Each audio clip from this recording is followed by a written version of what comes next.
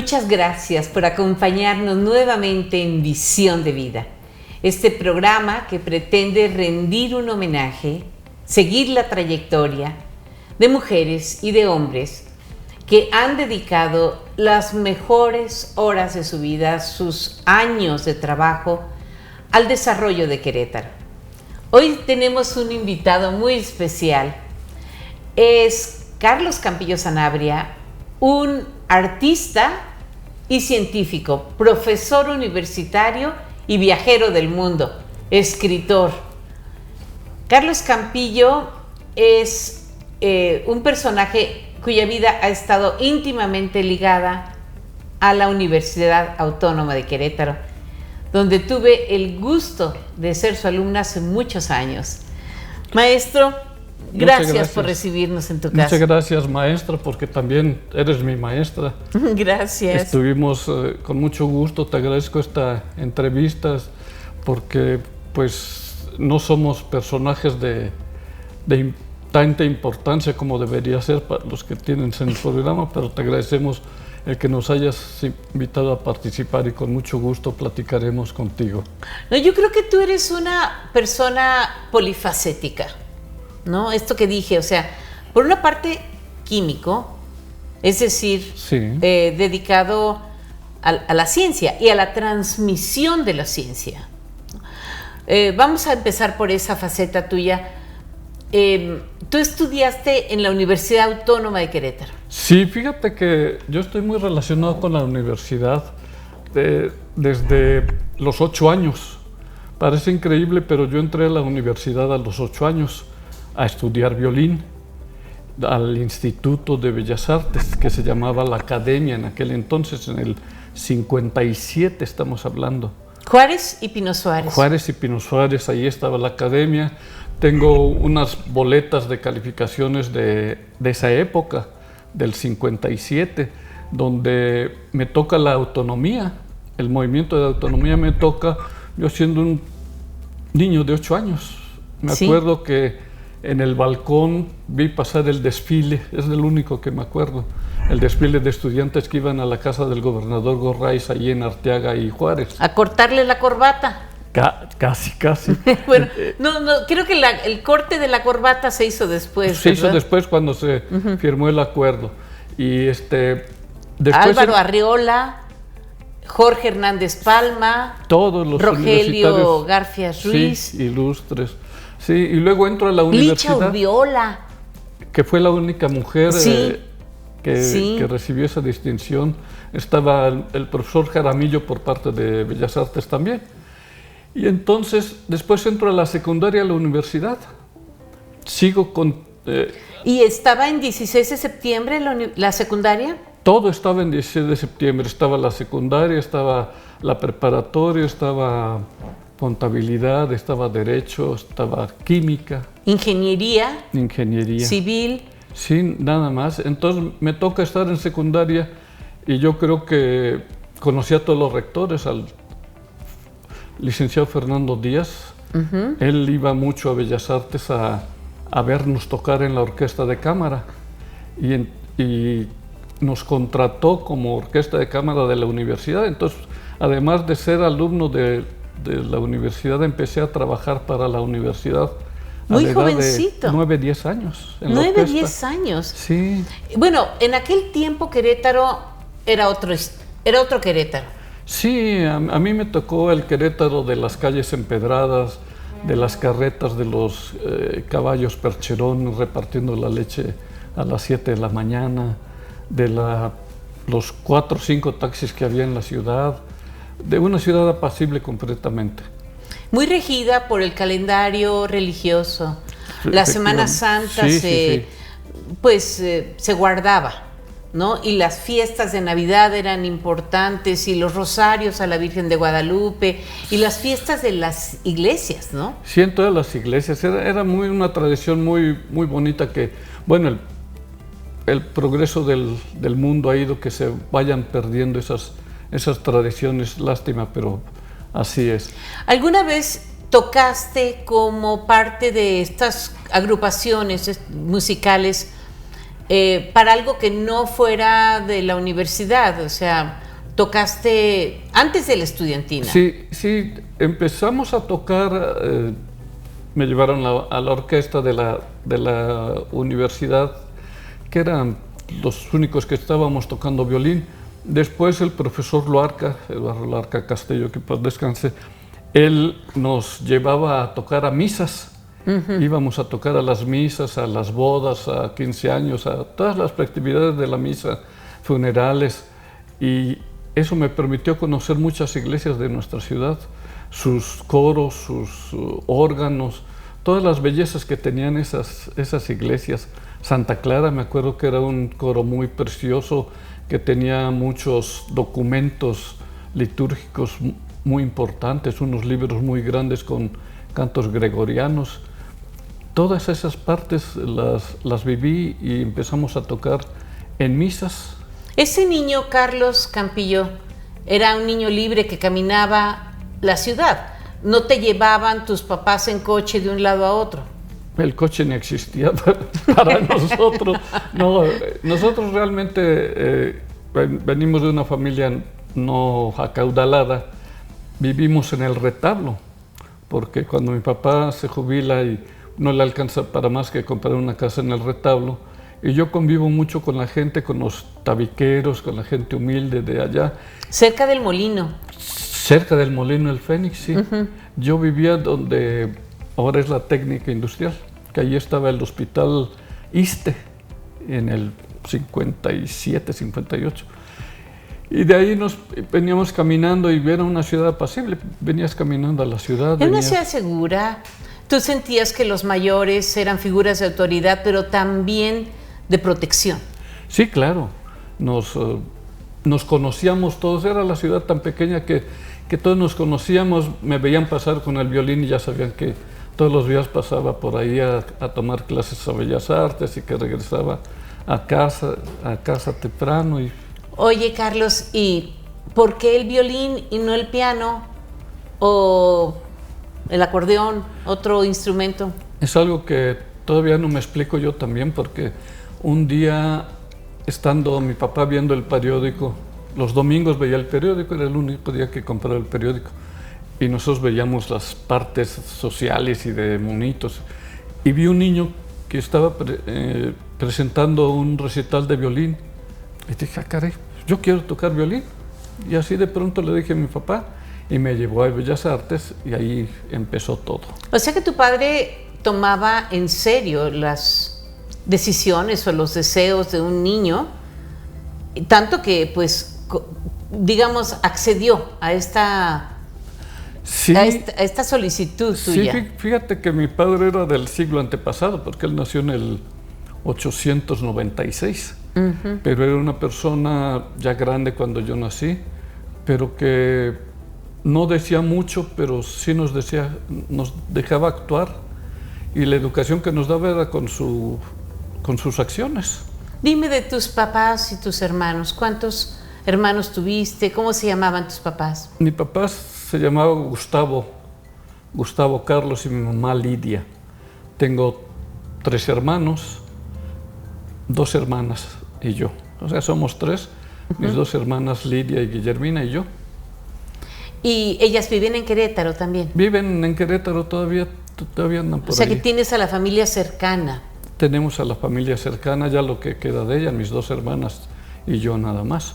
Mis 3 hijos, uno anda en Estados Unidos, anda haciendo sus actividades por allá, se dedicó a la danza contemporánea, fue muy exitoso. Muy exitoso. ¿No? Un bailarín de primer nivel que tuvo una carrera en España. En España y aquí en México. Y ahora está dedicado a la danzoterapia. Ah, qué formidable. Y tienes 2 hijas. Y 2 hijas, una que es maestra de inglés y otra es educadora. Y entonces quiere decir que en este momento tú, tu esposa, tus 3 hijos se han dedicado a la docencia. Sí. Fíjate que es una cosa rara, pero sí, todos nos hemos dedicado a la docencia. Nos hemos ido por diferentes caminos y ahora Carlos con la danzoterapia pues está tratando a personas con discapacidad, con condiciones especiales. Sí, para esta sanación del cuerpo, ¿no? Sí, sí, sí. Y además tienes nietos, ¿cuántos? Tengo 4 nietos. Uh-huh. Tengo 4 nietos, 2 hombres y 2 mujeres. María José, José Pablo, Luis Ángel y Valeria. María José casada. Casada y con 2 hijos. Con 2 hijos. Por lo tanto, soy bisabuelo. Eres bisabuelo de 2 chiquitos. De 2 chiquillos también. Y bueno, vamos a regresar al estudio porque luego te voy a preguntar de tus viajes. Entonces, tú estudiaste química en la universidad. Estudié química en la universidad y yendo en segundo de profesional más o menos, el maestro Gilberto Hernández, que era el secretario de la universidad, me dice, oye, necesitamos a alguien que dé física. Sí, ¿cómo no? Yo le dije que sí y de ahí empezó la historia que pues todavía no termina. ¡Qué maravilla! Porque me ligué a la universidad durante toda la vida, ahí seguí. Ahí estudiaste, ahí fuiste profesor. Fui profesor primero en la preparatoria, dando física y laboratorio de física. Luego me becaron para Brasil y regresé a dar clases en química. En Brasil estudiaste una maestría. Estudié una maestría en Campinas, en Sao Paulo. ¿Y aprendimos portugués? Portuñol. ¿Y samba? Eso ¿Bossa sí, nova? Sí, claro que el samba. La samba en los carnavales la aprendimos muy bien. Ah, sí, qué bien. Sí, sí. Regresaron a Querétaro, continuaste dando clases en química. Sí. Pero también fuiste funcionario de la universidad. Sí, es cuando Mariano Palacios es rector, él había sido mi compañero maestro en la prepa. Cuando fue rector, un buen día me fue a ver a química y me dice, oye, vamos a México, voy a ir a México a ver unas personas. Fui con él y fuimos a la UNAM a ver a los encargados de intercambio académico y de formación de profesores. Y Mariano es muy bromista con los amigos, siempre les gusta meternos en enredos, ¿no? Y llegamos y dice, sí, mire, le presento al maestro Campillo, es el encargado de formación de profesores en la universidad. Y yo dije, pero no. ¿Me la vas a pagar? No, me la vas a pagar. Dije, no, sí, mucho gusto. Y tomé el papel y ya platicamos y quedó que iba a enviar cursos y todo. Y cuando salimos, le iba a reclamar y él me dice, oye, qué bueno que aceptaste el puesto. Ay, ¿Cómo? Sí, dice, necesitamos a alguien. Y ahí empecé la carrera administrativa en la universidad, con formación de profesores, intercambio académico. Después fui jefe de posgrado de la universidad y de investigación de la universidad. A medida que la universidad crecía, sí, tú también sentiste el pulso, tocaste el pulso de la universidad, te diste cuenta de necesidades no satisfechas y de nuevos campos de desarrollo para la universidad. ¿Y cómo iba creciendo la universidad? ¿Cómo se iba desarrollando? Porque primero de todas las carreras apretujadas en 16 de septiembre, cuando se inaugura centro universitario, pues es algo grandioso. Con Guadalupe Ramírez Álvarez. Con Guadalupe Ramírez, que desde Hugo Gutiérrez se empezaron esos proyectos. Y ya después empieza la universidad a avanzar, a buscar una identidad propia. Entonces hay movimientos de reestructuración de una reforma universitaria que todavía no termina. ¿Y te tocó abrir algunos campus en otros municipios o en otras partes de la zona metropolitana? Sí, sí me tocó todavía San Juan del Río principalmente, que fue el primer campus universitario.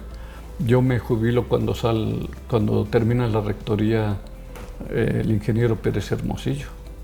Ya, pero colaboraste con varios de los rectores. Sí, pues de ahí, desde el licenciado Fernando Díaz, el querido Chayo, que me tocó como rector y traté con él, después Macedo Rivas, todos los rectores que han pasado, sí me tocó participar de alguna forma con ellos, fíjate. De manera paralela, estudiantina de la Universidad Autónoma de Querétaro. Cuénteme un poco esta es una segunda casa tuya, la estudiantina, ¿no?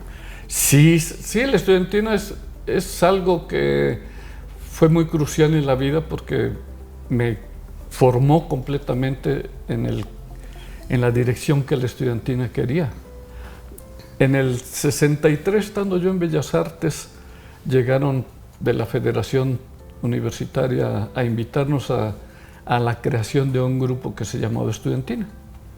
Pues para pronto dijimos que sí, sin pensar qué iba a ser esto. ¿Y le hicieron las capas o de dónde sacaste esta prenda? A ver, dame permiso de colocarte. Ah, claro. La capa de tuno. Es la capa de estudiantina, sí. A ver, la capa de estudiantina tiene una serie de moños, listones que Sí. cuelgan. Que cuelgan por donde quiera. Tiene una segunda protección aquí. ¿Cómo se llama esta? Esta parte. Bueno, No lo sé. esta Pero creo es que se llama esclavina. generalmente la capa de la estudiantina. Cuando nos presentamos nosotros no teníamos capas todavía. Y nos prestaron del Instituto de Música, el J. Guadalupe Velázquez, de ahí nos prestaron sus capas. Después ya nos elaboraron estas capas. ¿Y esto? Y esta es la beca. La La beca beca se supone que es un distintivo que te dan cuando ya tienes merecimientos dentro del grupo. Y aquí está bordado el escudo. Está bordado el escudo de la universidad y esta nos las dieron a todos los elementos que fuimos fundadores del grupo. El grupo se fundó hace 58 años, va para 59. 58 Casi años. 59 años. Con este grupo recorriste el mundo, Charlie. Recorrimos España nada más, España y Centroamérica. y Sudamérica. En mis épocas. Estados Unidos Y Estados Unidos, en mis épocas. y México. Y México. México, toda la república propiamente, ¿tú crees? Chelito, Sí, cuéntame de Chelito. Chelito es mi compañera de vida, claro, la conocí desde la prepa y desde entonces me acompaña en todas las aventuras y loqueras que se me ocurren. Que se te ocurren. Aquí hay aniversario. Sí, Son muchas de estas listones son de estos aniversario. listones, la tradición ahora es que te los entregan cuando llevas una serenata, la persona te los da como un agradecimiento. Para que no te dé mucho calor. Y te da estas listones. Ajá. Muchos, entre más listones, es que tienen más conquistas. Yo nada más tengo los listones de mis hijos y... Y también tienes este botón del 40 aniversario. Ah, sí. Sí, mucha gente la adorna con escudos, Con moños. con moños, Y con pero pesa mucho, entonces broches. No, y además es una capa de frío, es una De frío, capa, sí. Carlos Campillo dice aquí, o sea que la universidad mandó a hacer una de estos listones con el nombre de cada uno, ¿verdad? Sí, entonces ese fue el paso por la estudiantina. Afortunadamente nos tocó, las coincidencias son muy importantes en la vida, fíjate. Cuando grabamos el primer disco con la Musar, faltaba una canción y nos dijeron, ¿qué no tienen una de ustedes? Y teníamos una, pero no nos gustaba. Y digo, pues sí, tenemos una, pues a ver, pónganla. Y empezamos con el bachiller. Ya llegó la estudiantina, Y a la los- uniqueretana. Y la sorpresa para todos nosotros es que a las pocas semanas de que salió el disco, ocupábamos el primer lugar nacional en todas las estaciones de radio. O sea que la letra y la música del bachiller Son- y la interpretación le llegaba al corazón a la gente. Sí, y son de Guillermo Muñoz la música y de Salvador Cuevas, que ya murió, la letra. Y entonces esa coincidencia nos hizo que la estudiantina de un momento a otro subiera del sótano al penthouse. Y nos empezaron a invitar de toda la República, a la televisión, al Televicentro, con aquellos locutores de de antaño, Paco Malgesto, León Michel, Cepeda Novello, todos aquellos grandes personajes nos imitaban y 2 y al 5 era todo lo que había. Entonces en esa época, por esa razón la estudiantina se proyecta mucho. Y después de la estudiantina fue primero Guanajuato, luego Querétaro, empiezan a surgir estudiantinas por todos lados. ¿Y ustedes tienen oportunidad de ir a España? Tenemos oportunidad de ir a España en el 79 a un festival internacional en Santiago de Compostela, la cuna de las estudiantinas. Cuéntame qué sientes tú por Santiago, porque has ido muchas veces a esta ciudad hermana. Fíjate que llegar a Santiago es remontarte a la Edad Media, porque han tenido el tino de conservar la parte antigua de la ciudad tal como era en aquellas épocas. Y en el 79 todavía me acuerdo que las calles eran de piedra y tenían las huellas de las carretas que pasaban por ahí, de la Edad Media. Y es una ciudad de mucha tradición de estudiantinas. Ahí se escribió el libro La Casa de la Troya, de Pérez Luguín, y es un lugar donde la imponente Catedral de Santiago impresiona a quien la vea, ¿no? Y estar ahí dentro y tocar en la Catedral de Santiago ha sido una de las experiencias muy, muy grandes, porque íbamos con Aurelio nuestro director. Y Olvera, el maestro Aurelio Olvera. El maestro Aurelio, mi compadre y mi querido amigo.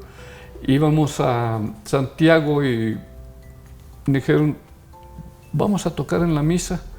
Y se quedaron sorprendidos, porque como unos turnos iban a tocar en una misa. No sabían que iba Aurelio.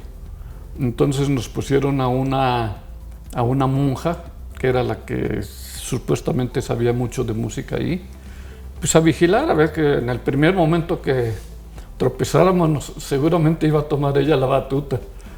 Y no, al final quedó muy sorprendida, porque pues Aurelio sabe mucho de música litúrgica y condujo la misa muy bien y quedó muy bien la estudiantina en ese entonces. Vámonos por ese camino.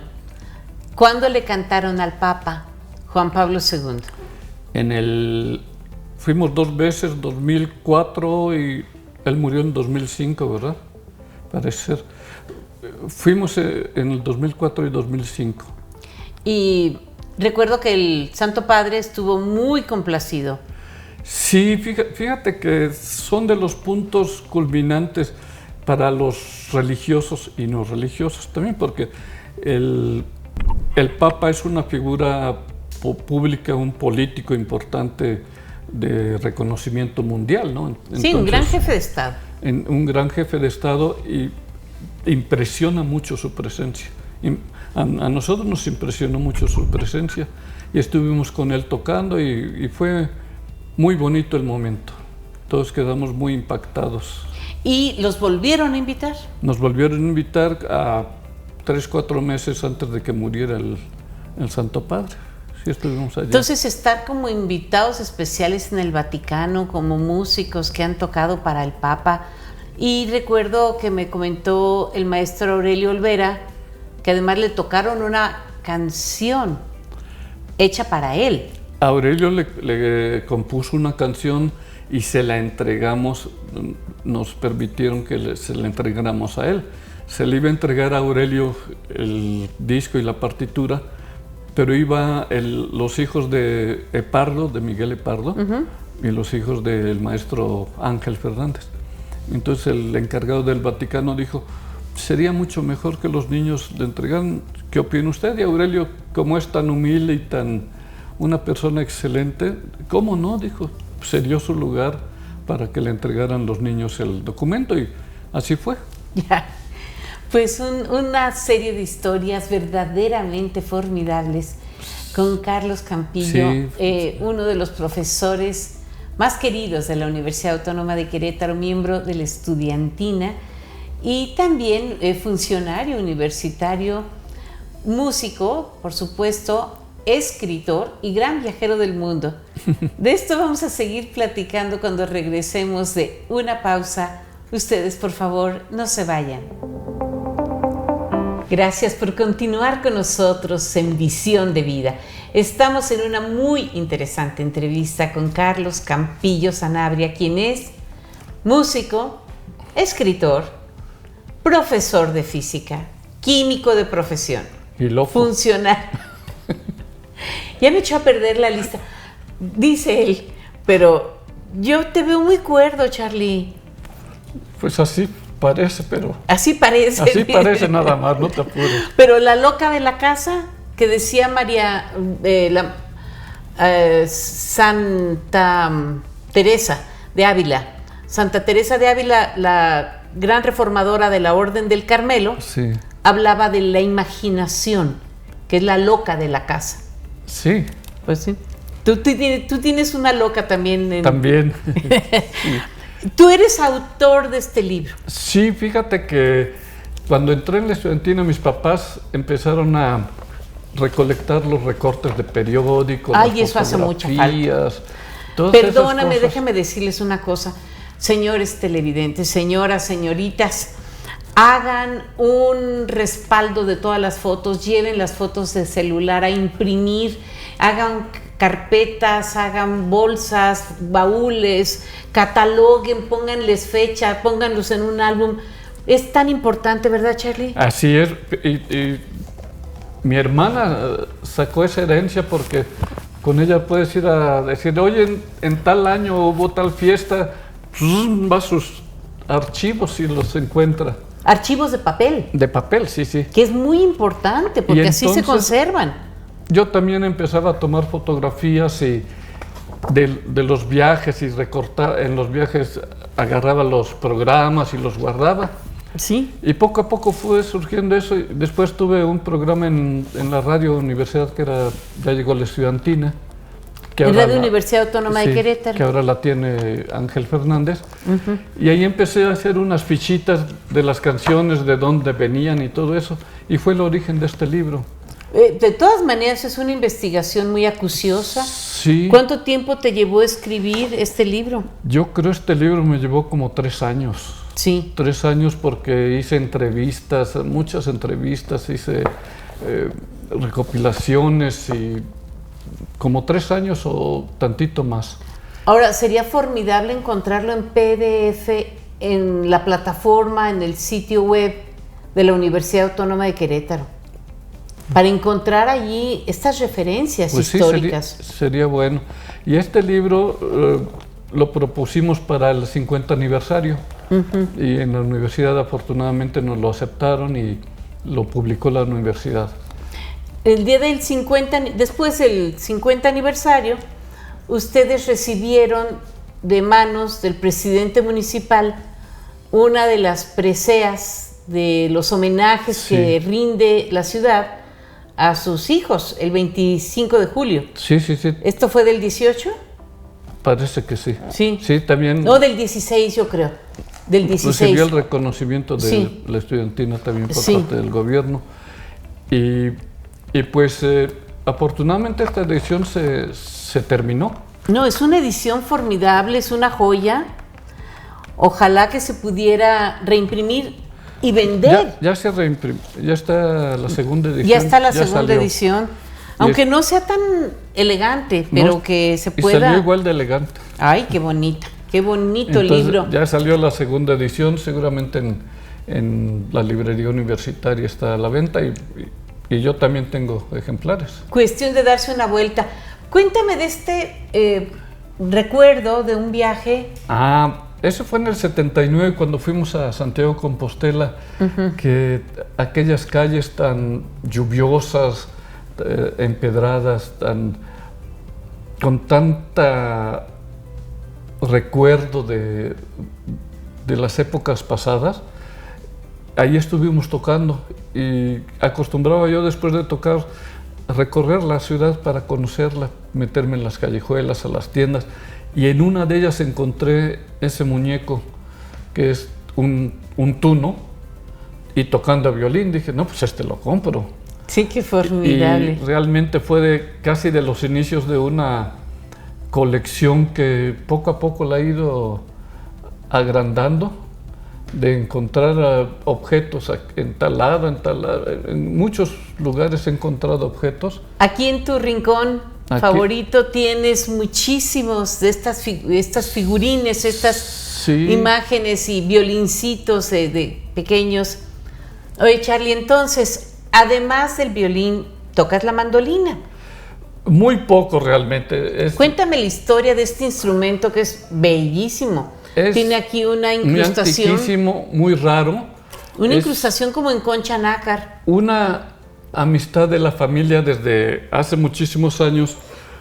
Pues empezó a verme que tocaba violín, después que entré a la estudiantina, y ya es una señora muy grande, debe tener, bueno, si yo soy grande, ella es más grande, tener 80 y tantos años, y un buen día me dijo: te voy a regalar un instrumento que tengo de la familia, imagínate los años que tendrá, y me entregó esta que es una banjolina.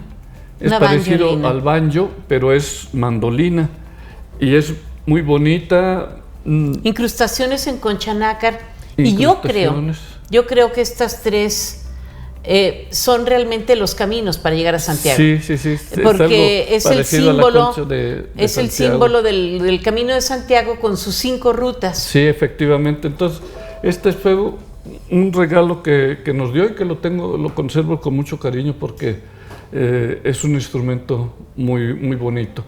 Algunas veces lo tocan los compañeros porque, aunque es muy parecido al violín, pero la púa hay que manejarla bien para poderla tocar. Una vibración diferente de las cuerdas. Es diferente, pero es el violín. ¿Tú tienes violines que quieras más que otros? Hablo de los instrumentos, no de las réplicas.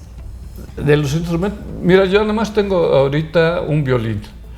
Tengo el violín con el que empecé a estudiar. Que violín que te dio tu papá a los 8 años. Más o menos a los 8 años, un violín pequeño para las manos de ese entonces. Y después compré un violín, me lo robaron, que fue una gran tragedia.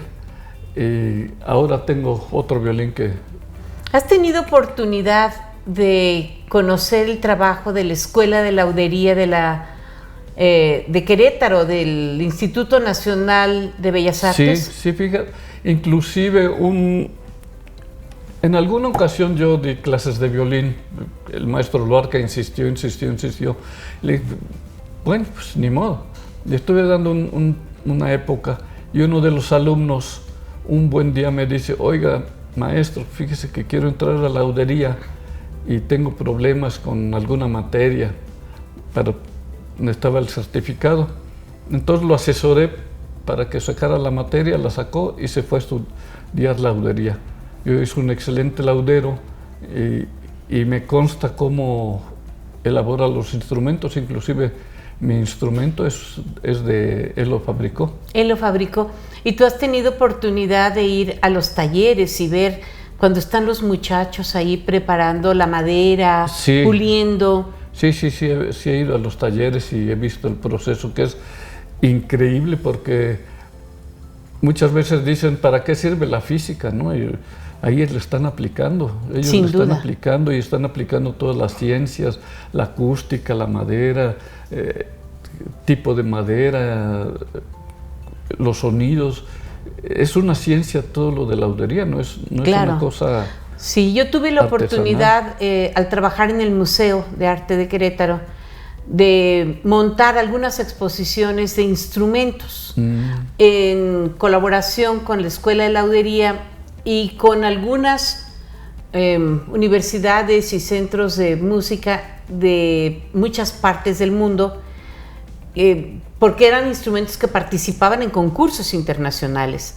Entonces, bueno, tengo un profundo respeto por los lauderos y siento que Querétaro es una ciudad afortunada de tener aquí la Escuela de Laudería, porque hay pocos en el mundo, ¿no? Hay pocas escuelas y de aquí han salido varios elementos muy reconocidos. Y además hay un convenio, o había con Cremona, con diferentes organismos de lauderos del mundo, ¿no? Sí, sí. ¿Tú has tenido oportunidad en alguno de tus viajes de conocer instrumentos, vamos a decir, de verdadera excelsitud, no sé, un Stradivarius, un Salieri, no hay Salieri, ¿verdad? Pero hay otro... Amati. Exactamente. Sí, hay muchos. Solamente en un museo vi en una ocasión un violín muy, muy importante, era un Stradivarius, pero lo vi en un museo y es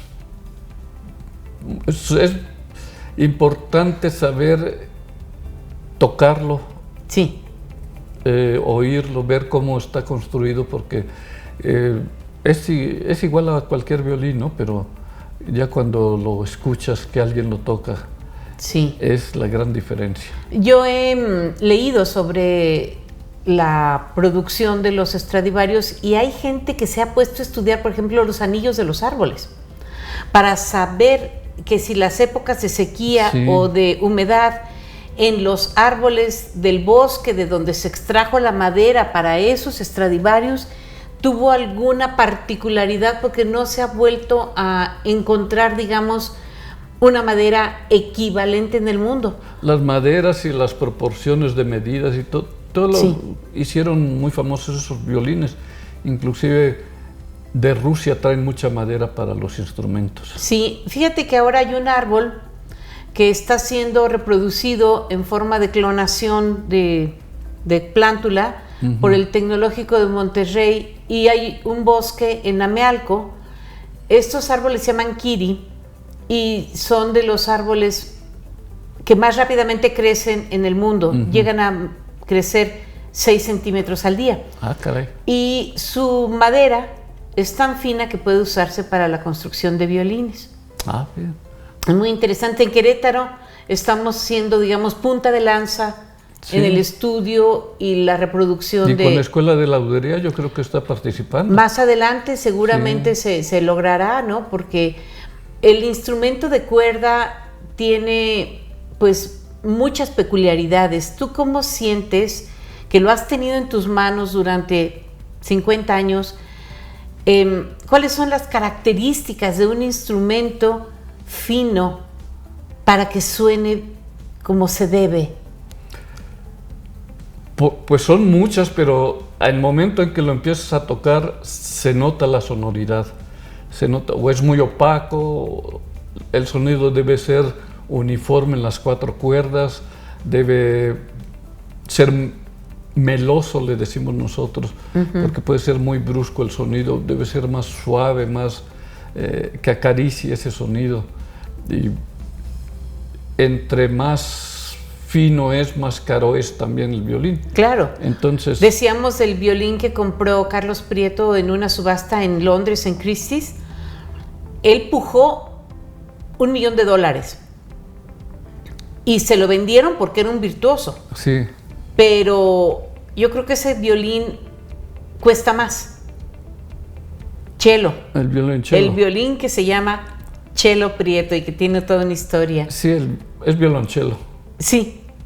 Perdóname, tienes razón, es un cello. Carlos Prieto es un chelista, tienes toda la razón. Es un cello, fue comprado en Londres por $1 millón. Y solamente porque él sabía tocar. Y solamente porque él sabía tocarlo, de esa manera. Sí, tienes toda la razón, es un cello Stradivarius. Sí, y con un gran sonido. Uno va viendo los violines y van sonando más, y además, por ejemplo, este violín que le compré a Rubén, al principio sonaba, pero conforme pasa el tiempo y uno lo va tocando, va sonando más, va teniendo un sonido, como que va desarrollando el sonido. Sí. Otro asunto contigo, tus viajes. Incluso has escrito un libro sobre tus viajes. Sí. Tú comenzaste a viajar muy joven, en parte con la estudiantina y en parte por otras razones, y después por gusto. Sí, fíjate que desde la infancia mi sueño fue viajar, conocer culturas antiguas, y empezamos a viajar ya de manera más constante en el 94. Y nada se te escapa. No, Polo Norte, Polo Sur, África, Australia, Japón, China, Arabia.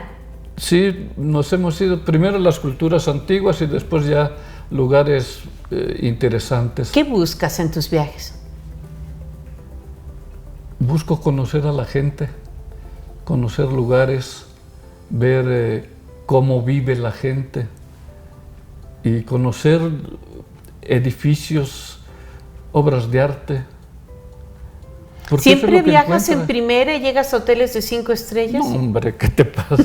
No. Pues, para viajar necesito ahorrar y nos vamos primero era en tours y ahora ya hago yo los viajes por mi cuenta y nos quedamos en hoteles comunes y corrientes. ¿Caminas mucho?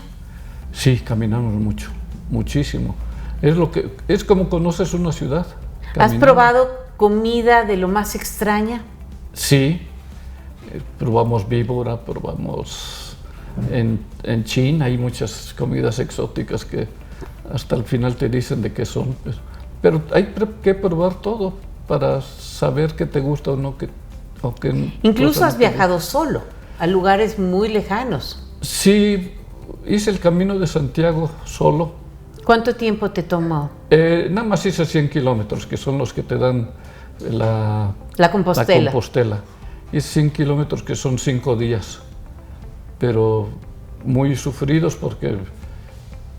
Bueno, 20 kilómetros diarios es sí, bastante. es bastante, Te duelen los pies y te llenas de ampollas. pero terminas muy contento y feliz en Santiago y viendo el Botafumeiro de lado a lado del templo. Sí, Sí. muy interesante. Y luego fui también solo estuve en Londres, por ahí dando la vuelta, y en Perú me fui a conocer Nazca, quería conocer Nazca. ¿Hiciste el camino de los Incas? No. Tomé otro rumbo, fui a Arequipa a ver a la momia, fui a los cóndores, a ver a los cóndores, subí 5.000 metros, 6.000 metros para ver salir a los cóndores de las montañas y volar. Y estuve en el Titicaca. Son viajes que llenan mucho el espíritu porque conoce mucha gente, muchos lugares, por qué están esos lugares, cómo la gente los adoraba, rendía pleitesía. Por ejemplo, la momia que está en Arequipa, pues fue un sacrificio que hicieron y la arrojaron en un volcán, pero cayó en un hueco y como estaba nevado, se conservó así por muchísimos cientos de años. Carlos Campillo, ¿eres un hombre feliz? Sí, soy un hombre feliz porque la felicidad tú la buscas y donde estés debes disfrutar los tropiezos, los aciertos, los errores, pero hay que disfrutarlos. ¿Qué recomendación le das a nuestros jóvenes que te están viendo, que quieren conocer el mundo? En primer lugar, que se decidan a salir. Hay que salir. Si no conoces el idioma, no importa. Yo sé muy poco inglés, sé el to be y el to have nomás, pero con eso me basta para ir a todos los lugares, preguntas y te entienden. He estado en Rusia donde se me perdió una maleta y la muchacha no hablaba inglés, yo menos, y nos entendimos y me recuperaron la maleta. O sea, tienes que aventurarte y sobre todo si tienes el deseo de conocer muchos lugares hay que ir. ¿Hay que ahorrar? ¿Mandé? ¿Ahorrar? Ahorrar. ¿El ahorro es importante en tu vida? Sí, fundamental, porque nosotros, por ejemplo, para viajar pues tenemos que ahorrar y tenemos que ahorrar, empezar a ahorrar dinero y ya lo tenemos, vámonos de viaje, lo gastamos y a continuar otra vez ahorrando. Que se vuelvan a llenar los pozos. Sí, así es, pero la vida hay que disfrutarla, solo tenemos una y se acaba poco a poco. ¿En qué lugar del mundo has caminado que te sientas en tu casa? Que digas, yo aquí estaría bien, yo aquí volvería a vivir, yo aquí me mudaría si me ofrecieran un empleo. Uy. Fíjate que me gustó mucho Budapest. Budapest. Me gustó mucho Budapest. ¿Buda o Pest? Más Buda, que es donde está más el pueblo. Sí, me gustó mucho esa ciudad, pero... ¿El ambiente? ¿La atmósfera? ¿La arquitectura? Todo en su conjunto, porque la gente es muy amable, el ambiente muy bohemio, tiene muchos edificios bonitos, muchos parques, pero... ¿Y la música? Y la música. La música formidable. ¿Cuál es la música que a ti te conmueve hasta el fondo? A mí me gusta mucho Bach. Bach.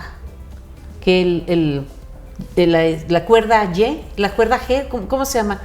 El aire en la cuerda... Aire en la cuerda es G. Aire en la cuerda G, en sol. G es sol.